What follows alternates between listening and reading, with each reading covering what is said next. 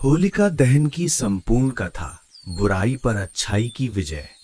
नमस्कार दोस्तों, आज हम आपको सुनाने जा रहे हैं होलिका दहन की अद्भुत और प्रेरणादायक कथा।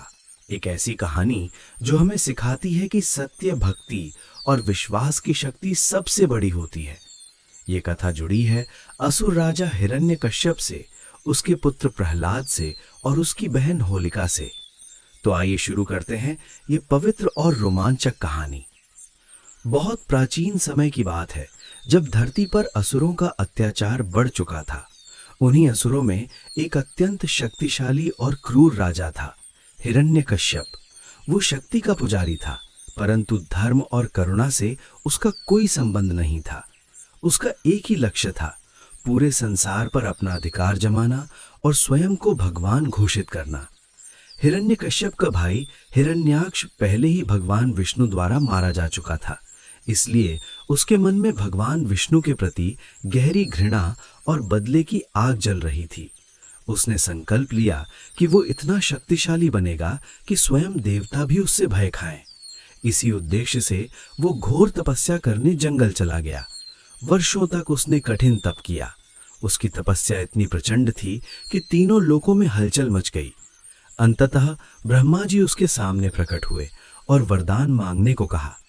हिरण्यकश्यप ने चतुराई से वर मांगा कि वो न किसी मनुष्य से मरे, न किसी पशु से, न दिन में मरे न रात में, न घर के भीतर न बाहर, न धरती पर न आकाश में, न किसी अस्त्र से न किसी शस्त्र से।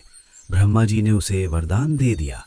वरदान मिलते ही हिरण्यकश्यप का अहंकार कई गुना बढ़ गया। उसे विश्वास हो गया कि अब वो अजय है। राज्य में लौटकर उसने अत्याचारों की सीमा पार कर दी। उसने घोषणा कर दी कि अब कोई भी भगवान विष्णु का नाम नहीं लेगा। हर व्यक्ति को केवल उसी की पूजा करनी होगी। जो भी उसके आदेश का उल्लंघन करता, उसे कठोर दंड दिया जाता। मंदिर तोड़े जाने लगे, यज्ञ बंद कर दिए गए और भक्तों को सताया जाने लगा। इसी बीच उसके महल में एक बालक ने जन्म लिया, उसका अपना पुत्र। इस बालक का नाम रखा गया प्रहलाद। किसे पता था कि यही बालक एक दिन उसके अहंकार को चुनौती देगा। प्रहलाद बचपन से ही अत्यंत शांत, सरल और करुणामय था। जब वो बोलना सीख रहा था, तभी उसके मुख से नारायण नाम निकलता। महल की दासियां आश्चर्य से देखती कि ये बालक अन्य राजकुमारों की तरह खेलों और ऐश्वर्य में रुचि नहीं लेता, बल्कि ध्यान मग्न हो जाता। जब वो गुरुकुल गया तो गुरु उसे राजनीति, युद्ध कला और असुर नीति सिखाते, परंतु प्रहलाद का मन हर समय भगवान विष्णु की भक्ति में डूबा रहता। वो अपने सहपाठियों को भी समझाता कि संसार की सबसे बड़ी शक्ति ईश्वर है। ये बात धीरे धीरे हिरण्यकश्यप के कानों तक पहुंची। एक दिन क्रोधित होकर उसने प्रहलाद को अपने दरबार में बुलाया। उसकी आंखों में आग थी। उसने अपने पुत्र से पूछा, बताओ, इस संसार में सबसे महान कौन है? प्रहलाद ने निर्भीक स्वर में कहा, पिताश्री, सबसे महान भगवान विष्णु है, वही सबके स्वामी है। ये सुनते ही दरबार में सन्नाटा छा गया। हिरण्यकश्यप का चेहरा क्रोध से लाल हो गया। उसने सोचा ये बालक अभी छोटा है, समझाने से मान जाएगा। उसने प्रेम से समझाया, फिर डांटा, फिर धमकाया, परंतु प्रहलाद अडिग रहा।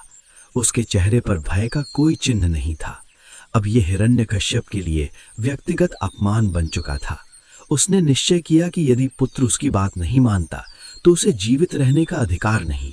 उसने सैनिकों को आदेश दिया कि प्रहलाद को मार डाला जाए।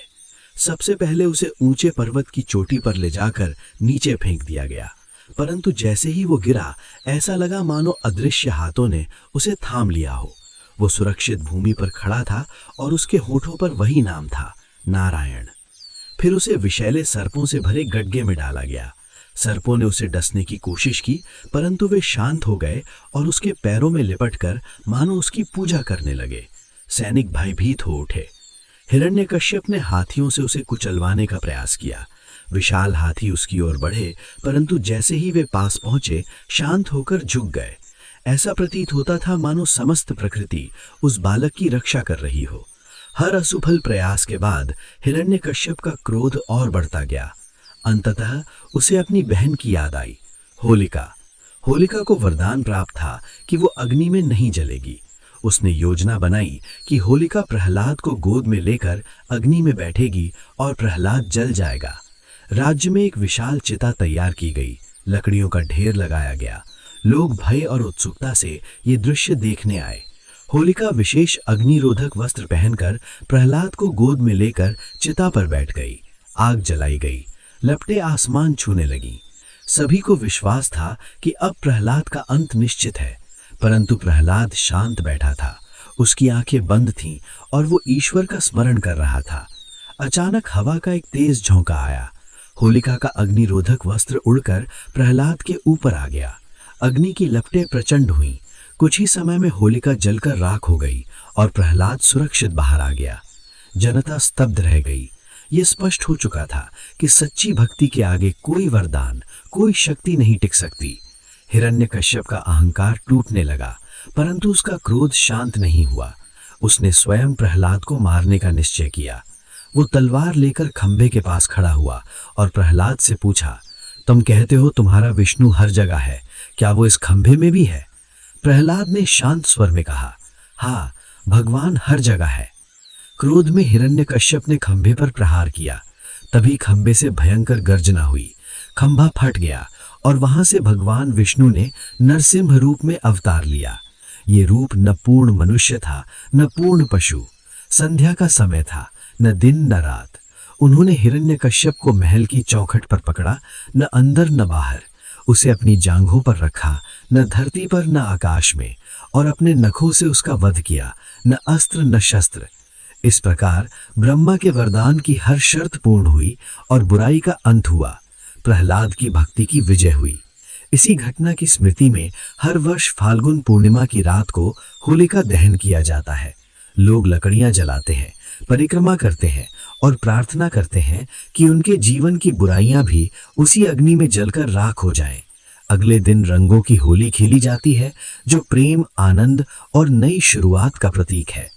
ये कथा हमें सिखाती है कि चाहे परिस्थितियां कितनी भी कठिन क्यों ना हो, यदि विश्वास अडिग हो तो ईश्वर स्वयं रक्षा करते हैं। अहंकार चाहे कितना भी शक्तिशाली क्यों न लगे, उसका अंत निश्चित है और सच्ची भक्ति कभी व्यर्थ नहीं जाती। जब भी होलिका दहन की अग्नि जलती है, वो केवल लकड़ियों को नहीं जलाती, बल्कि हमें याद दिलाती है कि हमें अपने भीतर के क्रोध, घृणा और अहंकार को भी उसी अग्नि में समर्पित कर देना चाहिए। तभी जीवन में सच्चा उत्सव और सच्ची होली आएगी। दोस्तों, होलिका दहन केवल एक पर्व नहीं, बल्कि जीवन का संदेश है। जब भी आपके जीवन में कठिनाई आए, प्रहलाद की तरह विश्वास बनाए रखें। याद रखिए, अंत में जीत हमेशा सत्य की होती है। अगर आपको ये कहानी पसंद आई हो तो लाइक, शेयर और चैनल को सब्सक्राइब जरूर करें। जय श्री हरि।